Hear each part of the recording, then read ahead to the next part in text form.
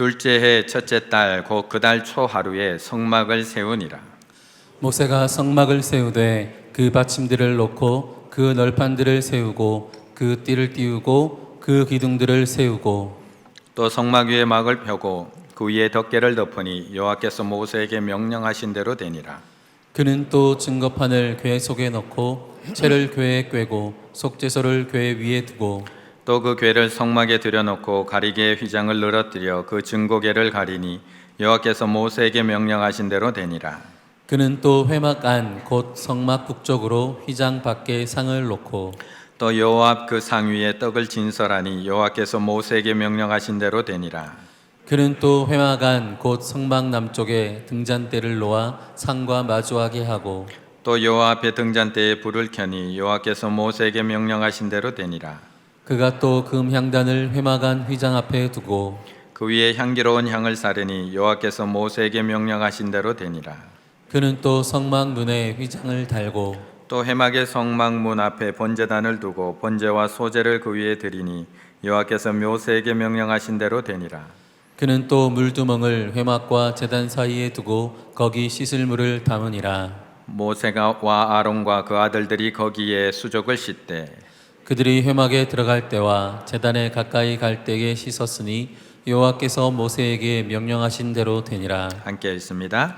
그는 또 성막과 제단 주위 뜰에 포장을 치고 뜰문에 휘장을 다니라. 모세가 이같이 역사를 마치니 아멘. 제가 결혼을 하고 처음 사택에 들어갈 때는 짐이 별로 없었습니다. 왜냐하면 혼자 살기도 했고요. 또 결혼을 시작하면서 그렇게 많은 짐을 가구를 샀던 게 아니기 때문에 짐이 그렇게 많지가 않았습니다. 그래서 처음 시작하는 14평의 사택이 그렇게 좁지가 않았습니다. 왜냐하면 짐이 그렇게 안 많았기 때문에 그렇습니다. 그런데 이제 세월이 지나서 두 번째 사역하는 교회에 사택으로 옮기게 됐는데 그 사택은 20여 평 되는 좀 넓은 그런 사택이었습니다. 14평에 살다가 20여 평에 사는 집으로 들어갔으니 얼마나 넓었겠습니까?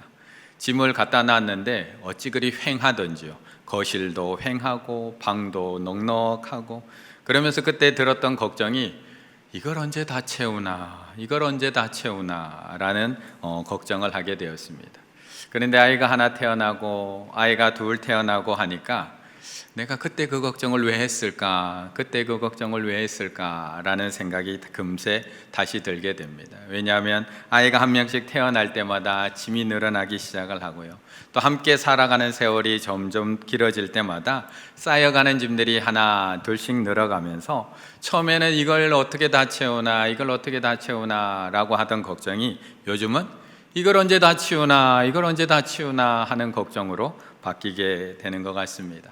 이렇게 걱정이 바뀌면서 요즘 가끔 보게 되는 TV 프로그램이 하나가 있는데요. 그 TV 프로그램이 뭐냐 하면 신박한 정리라는 TV 프로그램입니다. 지난 7월 5일 날 이제 마지막 방송으로 종영이 되었습니다. 일주일. 원래는 8회만 하려고 시작됐던 프로그램인데 무려 1년 동안이나 진행된 그런 집마다 찾아가서 쌓였는 짐들을 신박하게 정리해주는 그런 프로그램이었습니다. 우리가 좋아했던 트로트 김호중 씨로부터 시작을 해서 홍경민, 조혜련, 박준규, 이형택, 허경환, 정은표, 가수 이하늘에 이르기까지 50여 명의 연예인들의 집마다 찾아가서 그 집에 쌓여있는 짐들을 깔끔하게 정리해 주었습니다. 도대체 저 사람들은 어떻게 저렇게 잘 정리해 줄 수 있을까요? 어떻게 하길래 그렇게 쌓여있는 우리는 치우려고 해도 엄두가 나지 않는 그 짐들을 어떻게 그렇게 깔끔하게 정리해 줄 수 있을까? 신박한 정리를 연출했던 김상아 PD가 1년 동안의 그 프로그램을 끝내면서 이렇게 인터뷰를 남기고 있습니다. 이렇게 이야기를 하더라고요. 정리의 시작이 비움이라는 걸 매주 반복적으로 말씀드렸기 때문에 다들 아실 것 같습니다. 우리가 건강을 관리하기 위해 운동을 하고 좋은 음식을 먹는 것처럼 정리는 나를 돌아보는 것 중에 하나고 단순히 깨끗해지는 것이 아니라 정리한 공간에서 나의 삶이 달라질 수 있다는 것을 알 수 있어요. 정리의 시작이 비움이라는 것을 매주 반복해서 우리에게 알려줬다라고 이야기를 합니다. 그래서 이 신박한 정리의 프로그램은 매회 시작할 때마다 비움에서부터 시작을 합니다. 비움에서부터. 몇 년째 사용하지 않았던 방 안의 모든 물건들, 런닝머신들, 운동기구들, 오래된 가방, 몇 년 동안 한 번도 입지 않았던 옷들, 그리고 어렸을 때 보고 한 번도 꺼내보지 않았던 책들을 다 꺼내옵니다. 베란다에 있는 짐들, 창고에 있는 짐들 다 거실로 다 꺼내 놓습니다. 그리고 하나하나 이것을 누구에게 줄지, 아니면 나눌지, 아니면 버릴지를 거기에서 다 정리를 해버립니다. 그리고 나서야 그 비워진 공간에다가 가족 구성원들의 필요에 맞도록 물건을 재배치하기도 하고요, 또한 작은 공간을 만들어주기도 합니다. 이처럼 모든 정리의 출발은 비움입니다. 모든 정리의 출발은 비움. 비워지지 않으면 정리할 공간이 생기지 않고요, 비워지지 않으면 새로운 것을 거기다가 채워 넣을 수도 없기 때문에 그렇습니다. 그런데 우리 신앙도 마찬가지인 것 같습니다. 내가 아무리 좋은 신앙의 습관을 만들었다고 하더라도 나에게 여전히 나쁜 생활 습관이 남아있다면, 그것을 버리지 못했다면 좋은 신앙의 습관은 제대로 작동할 수가, 자리 잡을 수가 없습니다. 내가 아무리 주일 예배를 드리는 이 좋은 습관을 만들었다고 하더라도 한 주간의 삶 속에서 여전히 잘못된 습관을 버리지 못하고 살아간다면 우리의 신앙은 온전히 자리 잡을 수도 성장할 수도 없습니다. 그래서 우리는 좋은 신앙의 습관을 가지기 위해서도 힘써야 하지만 동시에 잘못된 생활 습관을 버리기 위해서도 애써야 한다는 것입니다. 17절의 말씀을 함께 읽겠습니다. 17절입니다. 둘째의 첫째 달 곧 그 달 초하루에 성막을 세우니라. 아멘. 오늘 본문은 둘째 달, 둘째 해, 첫째 달 곧 그 달 초하루는 이라는 말씀으로 시작을 합니다. 둘째 해, 첫째 달 곧 그 초하루.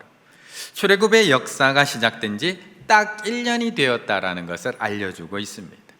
출애굽이 시작된 지 딱 1년이 되었다. 사실 이날은 히브리 민족들이 원래 지내던 정월 초하루 1월 1일 새해는 아닙니다. 원래 히브리 민족이 사용하던 민간력에서는 7월에 해당되는 날입니다. 우리가 지금 사용하고 기준으로 삼고 있는 태양력으로 보면 3월에 해당되는 날이기도 합니다. 그런데 하나님께서는 이 날을 1월 1일로 삼으라고 했습니다. 어떤 날? 출애굽한 날. 출애굽을 시작한 날을 새로운 날, 첫째 날로 삼으라고 하나님께서 이스라엘 백성들에게 명령하십니다. 내가 너희를 죽음으로부터 구원해낸 날, 너희가 죽을 수밖에 없는 애굽으로부터 내가 너희 생명을 건져낸 이 출애굽 그 시작한 날을 새해 1월 1일로 삼으라고 말씀합니다. 출애굽기 12장에 보면 이 달을 너희의 달의 시작, 곧 해의 첫 달이 되게 하라고 명령하고 있는 겁니다. 이처럼 출애굽은 버림으로부터 시작이 되고 있습니다. 400년 동안이나 가지고 있었던 잘못된 애굽의 습관을 버림으로부터 시작되는 것이 출애굽입니다. 400년 동안 대를 이어서 지켜왔던 노예의 습관을 버리면서 시작되는 날이 출애굽. 더 나아가서는 400년 동안 서서히 물들어갔던 이방신을 섬기던, 우상을 숭배하던 그 습관, 잘못된 이방신을 섬기던 습관을 버리는 것으로 시작되는 것이 출애굽입니다. 그래서 하나님께서는 이 출애굽에서 10가지 재앙을 내리십니다. 애굽의 신들 하나하나를 깨뜨려서 보여주시면서 너희들이 그동안 서서히 물들었던 그 신들이 얼마나 허망된 거짓 신들인지를 직접 보여주신 겁니다. 그러면서 이방 신들을 버리는 그 습관을 버리고 애굽을 떠나도록 만들고 계신 겁니다. 마치 아브라함에게 너의 본토 친척 아버의 집을 떠나 약속의 땅으로 가라고 하시는 것처럼 그 애굽을 떠나야지만 하나님의 땅, 거룩한 땅을 향해 출발할 수 있기 때문에 그렇습니다. 분명히 이들은 애굽에서도 구별된 고센 땅에 살고 있었습니다. 하나님은 알고 있었습니다. 하지만 400년이라는 긴 세월 속에서, 노예 생활 속에서 이들은 애굽 문화에 익숙해져 갈 수밖에 없었습니다. 그래서 나중에 출애굽하는 과정 속에 보더라도 그 광야에서 계속 무엇을 추억하죠? 애굽을 추억하잖아요. 그때가 좋았는데, 그때가 좋았는데, 고기 굽던 그 가마 옆에 그때가 좋았는데 계속 추억하잖아요. 그리고 나중에 모세가 그 약속의 돌판을 받으러 올라간 40일 동안 그걸 참지 못하고 금송아지를 만드는 것, 그것이 남아있는 습관의 행동들, 그 애굽에서 섬겼던 그 금송아지를 다시 만들어서 그 습관 버리지 못하고 또 만들었던 사건이 바로 금송아지 사건이었습니다. 아무리 하나님을 섬기는 좋은 습관을 가지고 있어도 이방신을 섬기는 잘못된 습관을 버리지 못하면 우리의 삶은 온전하게 변화되지 않습니다. 아무리 우리가 매주 교회에 와서 예배를 드리는 좋은 습관을 가지고 있어도, 만들었어도, 예배만 마치면 저 세상으로 하려가는 잘못된 생활 습관을 여전히 가지고 있으면 내 생활은 정리되지 않습니다. 내가 아무리 주일 예배를 드리는 이 좋은 습관을 잘 가지고 있어도 예배만 마치면 집에 돌아가면 혈기대로 살아가는 그 습관을, 잘못된 습관을 그대로 가지고 있으면 우리의 삶 그렇게 쉽게 변하지 않습니다.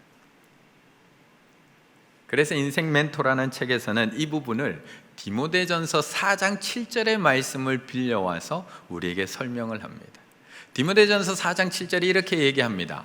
망령되고 허탄한 신화를 버리고, 망령되고 허탄한 신화를 먼저 버리고 경건에 이르도록 내 자신을 연단하라. 버리고 연단하라 라고 이 말씀을 이야기하고 있습니다. 경건에 이르도록 내 자신을 연단하기 전에 먼저 버려야 한다는 겁니다. 망령되고 허탄한 신화를 버려야지만 경건에 이르는 훈련이 될 수 있고 연단이 연단으로 작용할 수 있다고 이야기하고 있는 겁니다.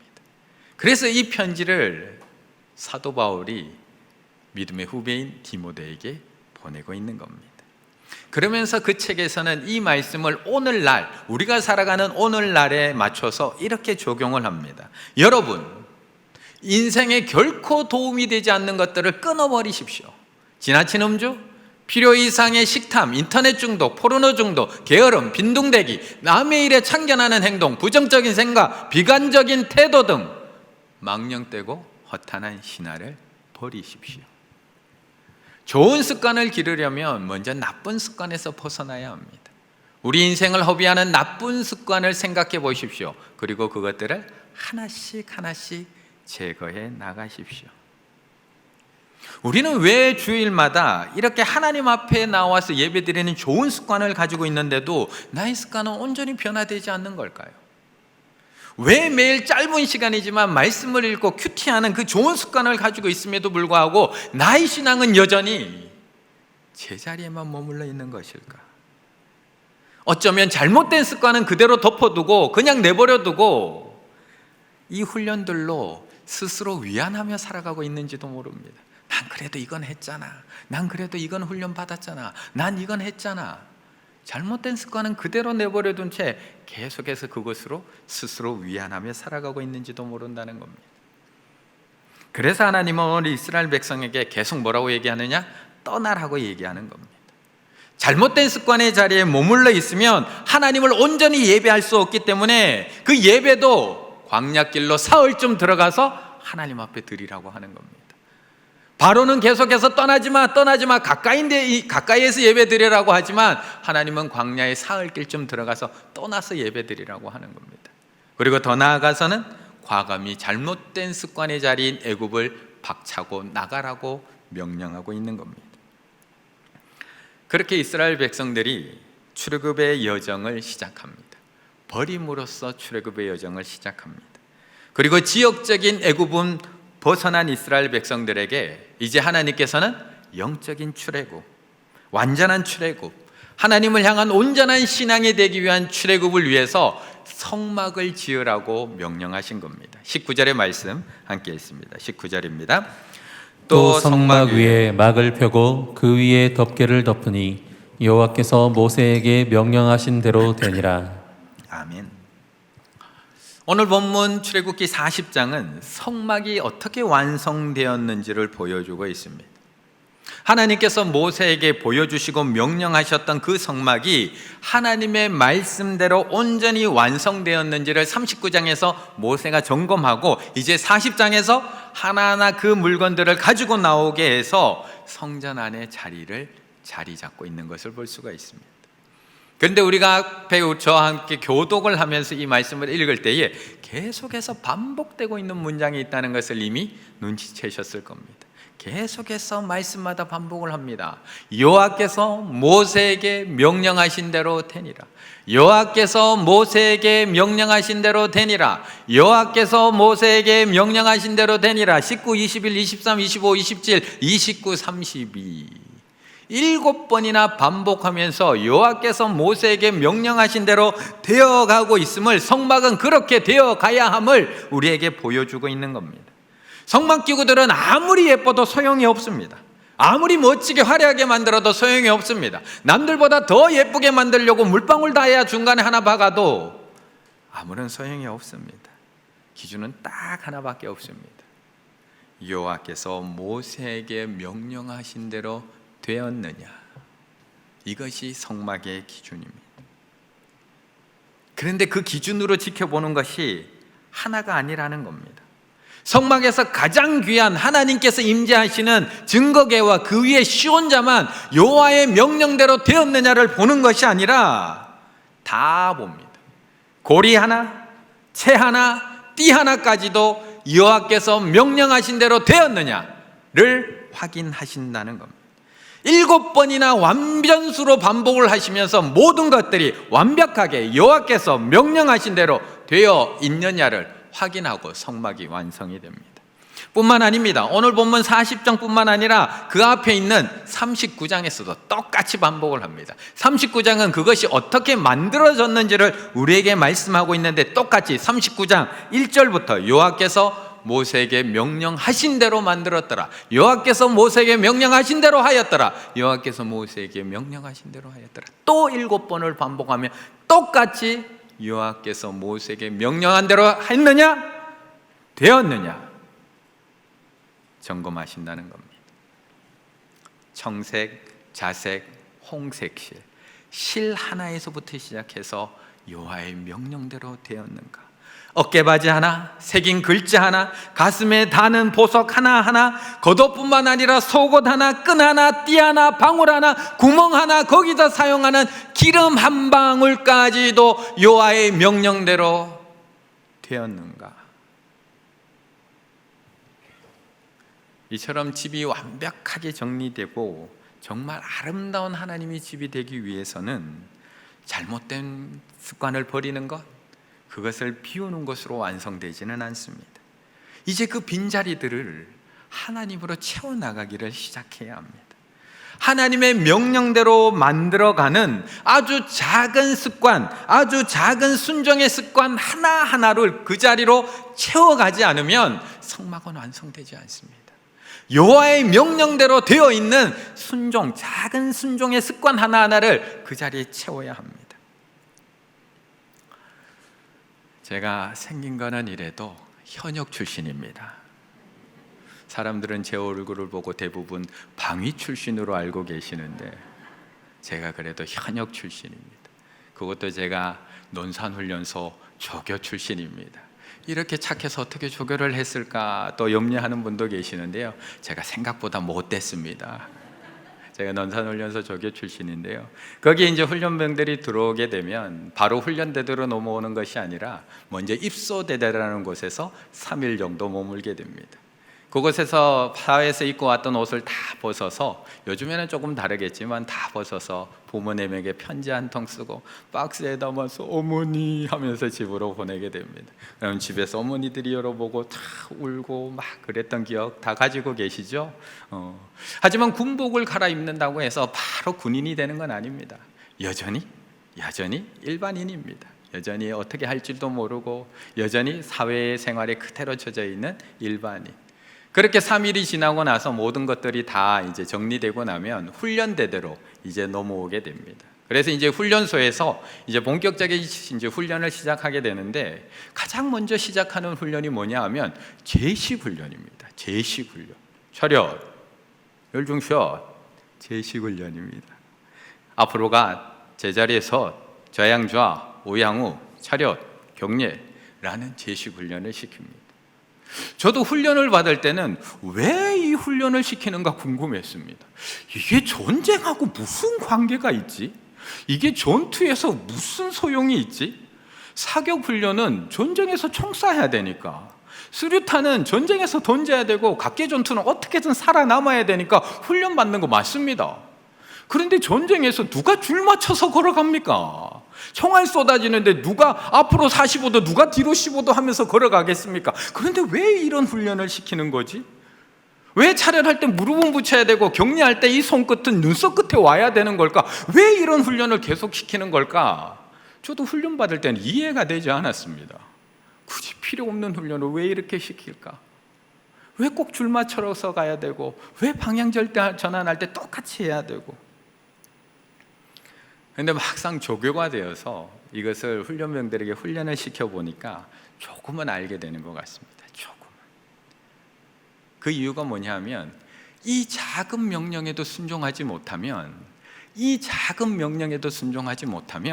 총알이 빗발치는 그 전쟁터에서 돌격 앞으로 하는 그 상관의 명령에 절대 복종할 수가 없습니다. 이 순종, 일상생활 속에서 앞으로가 제자리에서 앉아 일어서 이 작은 훈련에 순종하는 연습이 되어 있지 않으면 생명에 걸린 그 전쟁터에서 자 앞으로 돌격 앞으로 했을 때 단 한 명도 뛰어나갈 사람이 없다는 겁니다. 작은 일상생활 속에서의 순종이 훈련되어야지만 정말 중요할 때, 필요할 때, 생명을 걸고 싸워야 할 때 복종이 이루어진다는 것을 훈련병들을 가르치며 깨닫게 되었습니다. 그래서 순종이라는 책에서는 이렇게 얘기합니다.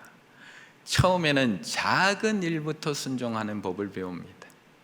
그 순종을 통해서 우리는 순종의 기쁨을 맛보고 하나님께 작은 일에 걸맞는 작은 은혜를 입습니다.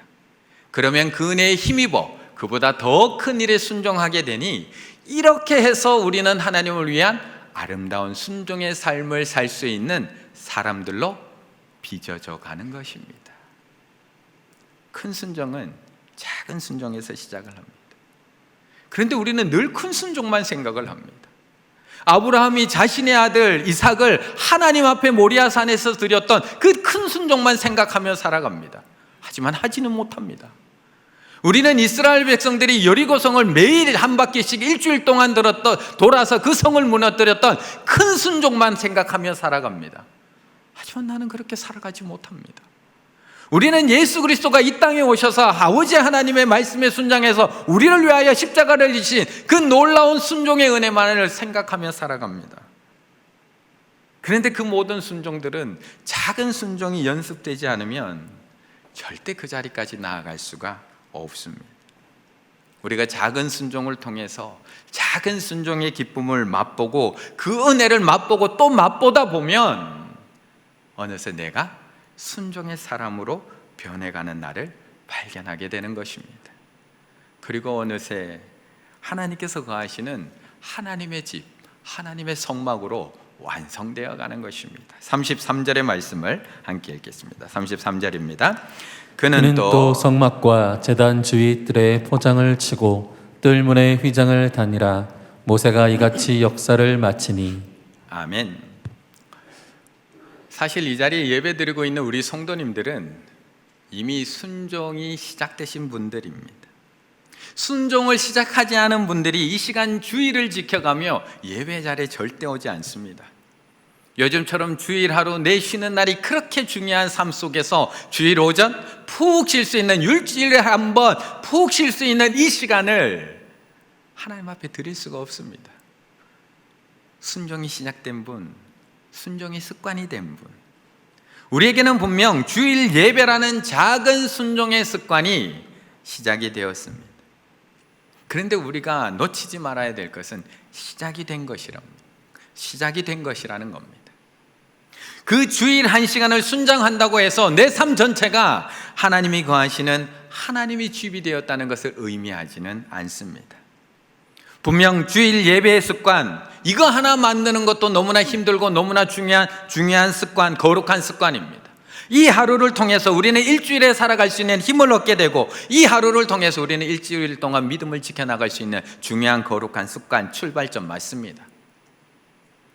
하지만 이것 하나만 가지고 내가 하나님께서 거하실 거룩한 성막, 하나님이 집이 되었다고 감히 말할 수는 없습니다.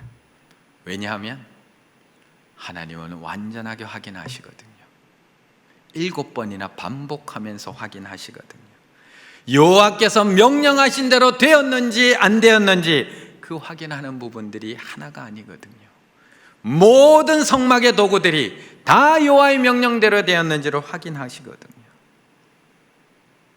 이런 이야기를 할 때면 늘 나오는 책 제목이 하나가 있습니다. 우리가 너무나 익히 잘 알고 있는 내 마음 그리스도이지, 내 마음 그리스도이지. 이 책은 처음부터 책으로 출간되기 위해서 만들었던 것이 아니라 로버트 멍어 목사님께서 1947년에 한 교회에서 설교하신 설교 내용을 정리한 책입니다.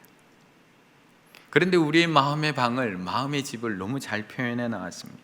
우리의 마음에는 여러 가지의 방이 있다는 겁니다. 첫 번째 방, 서재, 주방, 거실, 작업실, 오락실, 침실, 그리고 벽장에 이르기까지 우리에게는 너무나 많은 방이 있다는 겁니다.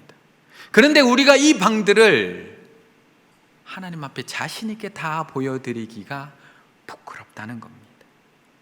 내가 자주 사용하는 방, 내가 자주 청소하는 방, 내가 신경 쓰는 방은 언제든지 하나님 앞에 자신 있게 열어 보여드릴 수 있습니다. 그런데 작업실은 어떠신가요? 내가 일을 하며 살아가는 그 직장의 작업실은 어떠신가요? 오락실은 어떠신가요? 내가 즐기고 살아가는 그 오락실은 어떠신가요? 침실과 같은 은밀한 장소는 어떠신가요? 옛 생활의 찌꺼기들이 가득 담겨 있는 벽장은 어떠신가요? 도저히 열어드릴 수가 없어서 자물쇠로 잠궈 놓은 것은 아닌가요?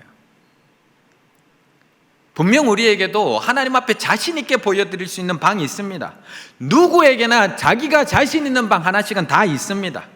누구와 이야기해도 부끄럽지 않은 그런 부분들 있습니다. 어느 분은 성경 읽기가 자신 있을 겁니다.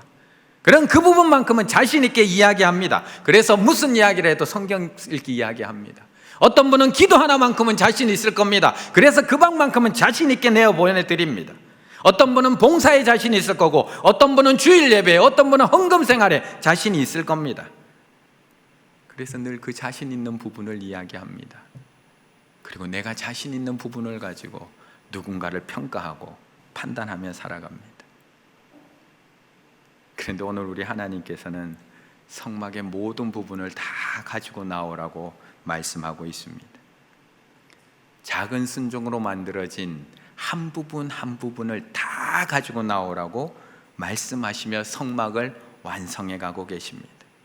하나님께서 임재하시는 증거계 그 시온자를 시작으로 해서 분향단, 떡상, 등잔대, 번제단, 물두멍, 희장에 이르기까지 다 가지고 나오라고 말씀하십니다. 그리고 그 자리를 하나하나씩 잡고 계십니다. 그런데 거기서 끝나는 것이 아니라 작은 받침 하나, 띠 하나, 고리 하나, 채 하나까지도 다 가지고 나오라고 말씀합니다.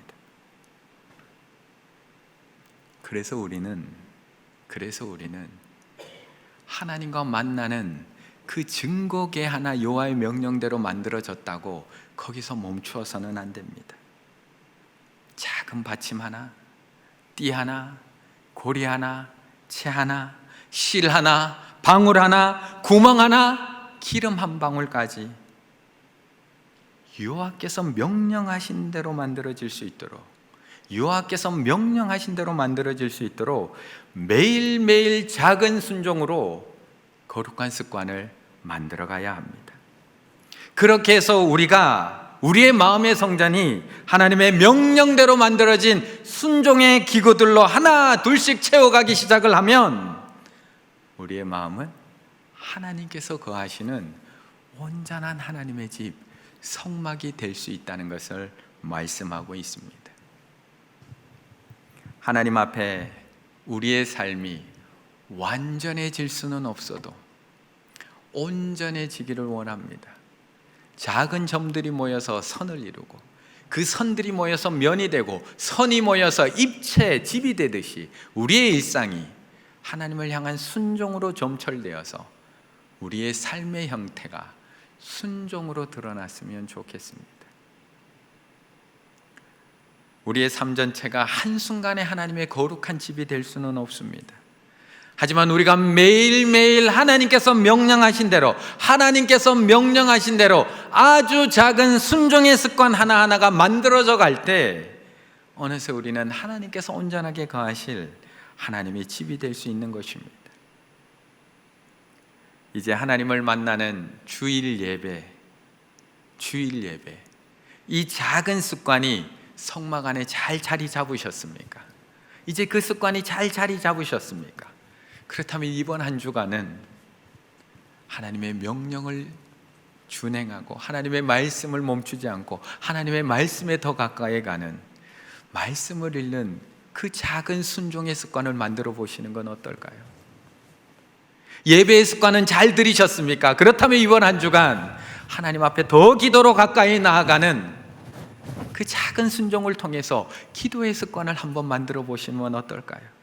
아니면 이번 한 주간 그동안 아내에게, 남편에게 말을 함부로 하며 살았다면 하나님께서 그 혀를 다스리라고 하신 그 말씀을 붙들고 작은 순종의 연습을 통해서 아내에게 따뜻한 말 한마디, 남편에게 위로의 말 한마디를 전해줄 수 있는 작은 순종의 말의 습관을 만들어 보시는 건 어떨까요? 그것이 아니라면 모든 사람을 죽게 하듯이 하라고 하신 그 하나님의 말씀을 붙들고 그 작은 순종을 통해서 사랑의 작은 습관을 만들어 보시는 건 어떨까요? 작은 소자에게 냉수 한 그릇 대접한 것이 곧 나에게 한 것이라는 그 하나님의 말씀을 붙들고 내 주변에 있는 어려운 이웃들을 돌아보며 그 이웃들에게 내가 가지고 있는 작은 냉수 한 그릇이라도 나눠줄 수 있는 그 작은 습관을 만들어 보시는 것은 어떨까요? 어느 날 어느 순간에는 아주 작은 차이여도 몇 달 몇 년이 지나면 그 영향력은 어마어마해질 수 있다. 2년, 5년, 10년 후를 생각해 보라. 좋은 습관의 힘과 나쁜 습관의 대가는 현저하게 차이를 드러낼 것이다. 그러나 매일 이것을 느끼고 감사하기에는 어려울 수 있다. 우리는 작은 변화를 무시한다. 그 순간에는 그리 중요해 보이지 않기 때문이다. 아주 작은 습관에 힘이 나오는 이야기입니다. 지금 내가 가지고 있는 신앙의 좋은 습관, 그거 하나에 만족하지 마세요. 하나님을 만나는 주일 예배의 습관, 이거 하나 가지고 있다고 해서 나는 마치 모든 습관을 다 거룩한 집이 된 것처럼 그렇게 만족하며 살아가지 마세요. 하나님께서는 여호와의 명령대로 다 만들어졌는지 다 가지고 나오라고 말씀하고 있습니다. 오늘도 여전히 부족한 나의 한 부분을 작은 습관들, 작은 순종의 습관들로 채워갈 수 있는 우리 충일의 가족들이 다 되시기를 간절히 바라겠습니다. 그렇게 매일매일 나를 작은 순종의 습관으로 채워나갈 때 어느새 나의 인생 자체가 하나님께서 거하실 수 있는, 하나님께서 온전히 머무실 수 있는 거룩한 성전이 될 줄로 믿습니다.